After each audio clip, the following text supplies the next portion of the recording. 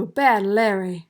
Welcome back to the Bad Larry Kingdom. I'm your host, Bad Larry, and today we're checking out X Factor, issue number 28. This is the first issue that Walter Simonson both pencils and adds to the plot in addition to his wife, Louise. The tugboat captain is trying to charter a course around Apocalypse's ship, but Apocalypse's ship seems to be pushing the tugboat away. Apocalypse's ship seems to be growing. Everything starts shaking. The X Factor kids and everyone starts looking at Richter, and Richter says, "It's not me." As soon as the X Factor kids realize that the ship is bigger and all the damage from the battle is gone, the ship seems to swallow them up. Beast, Iceman, and Marvel Girl think it's just Richter causing the earthquakes. Marvel Girl says, Leech is with them. He would have turned Richter's power off. Something's fishy. Let's go investigate. Iceman's like, "Hey Beast, Dum-Dum, stay here." Beast's like, "No, me come, I want to help." Iceman says, "No. You stay here, Dum-Dum, I'm going to freeze your feet to the floor." Marvel Girl and Iceman initially think it's just some barges that are causing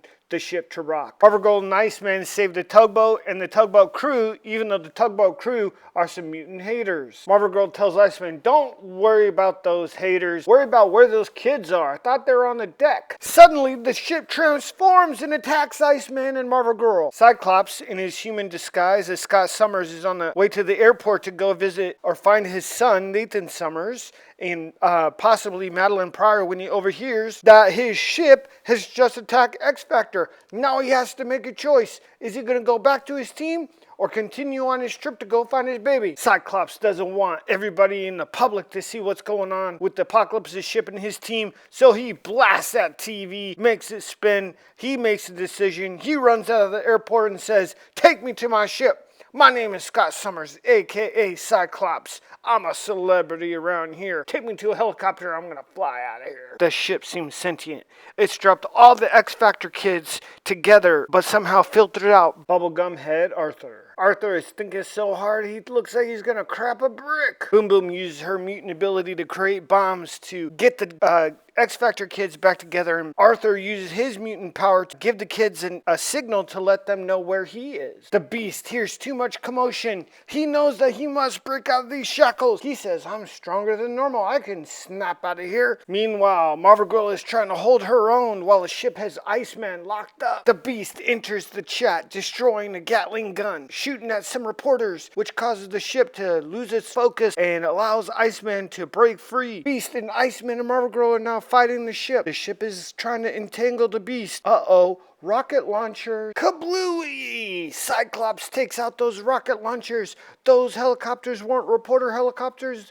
They were the cops, bringing Cyclops back to the ship, back to his friends, and back to lead the battle. Cyclops immediately starts giving out orders and tactics. Iceman, blast here. Marvel Girl, blast there. Let's take on this ship together. I love this because it shows how much Cyclops is really dedicated to his friends and fellow mutants in X Factor, Marvel Girl, Iceman, Beast. This is the choice he made over his own flesh and blood. Meanwhile, during the battle, instead of helping his friends, Archangel is on his own side quest, trying to be a real creep, trying to figure out his ex-girlfriend Candy is still around. He breaks and entering into Candy's apartment, rude, uninvited, sees that she's still got a picture of him when he had his regular feather wings. He's like, "Oh, that's so sweet."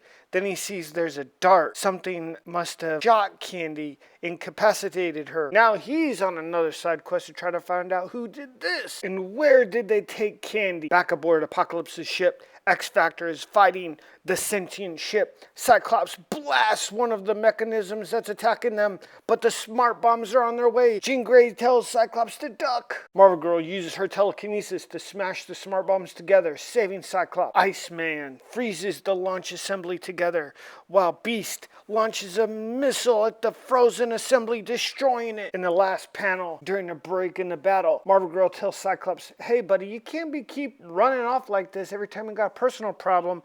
She says, "I gotta be able to count on you professionally and romantically. You gotta be around here, buddy. If you got problems, we gotta work it out as a team, even if they are personal problems." The X Factor kids have found Arthur in the interior of the ship. Arthur has figured out this major pink thing is the brains of Apocalypse's ship, and they have to find a way to eliminate it, control it, lock it up, destroy it, or do something. And of course, Boom Boom's like, how about a bomb? Ginger Balls Rusty says, no, Boom Boom, you're too destructive. You haven't been trained. I've been training with Scott and Gene. I can do it. So he points his two little fingers, says Alakablam, and destroys what he thinks is the brain. But Rusty did not destroy the brain. He just destroyed the hardware and functions that limited the ship's ability to talk. Now the ship is talking to the X Factor kid saying the apocalypse is controlling him, and that now that his limiter is free, the ship is about to self-destruct. He starts counting down from 10. The X Factor kid says, oh my gosh, we better warn X Factor. Cyclops tells the ship, hey, thanks for stop fighting with us, but I can hear that you're doing a countdown. Where's the bomb? How can we remove it? The ship is giving instructions to Marvel Girl and Cyclops. Lift here, blast here.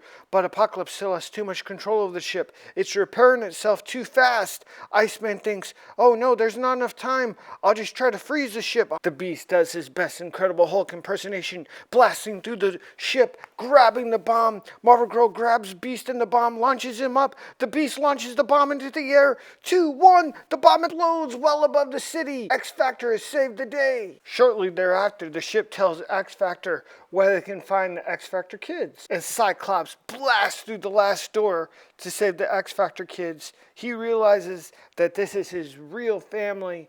He's never been good at families, but now he's starting to understand what it means to be truly part of a family. Cyclops is an X Factor on the news telling everybody, hey, our ship is alive, it's sentient, it's run by AI. Apocalypse had these booby traps set up, but we destroyed them. It's our ship now, baby. Apocalypse is also watching this from afar and says, I don't even like that ship, no how.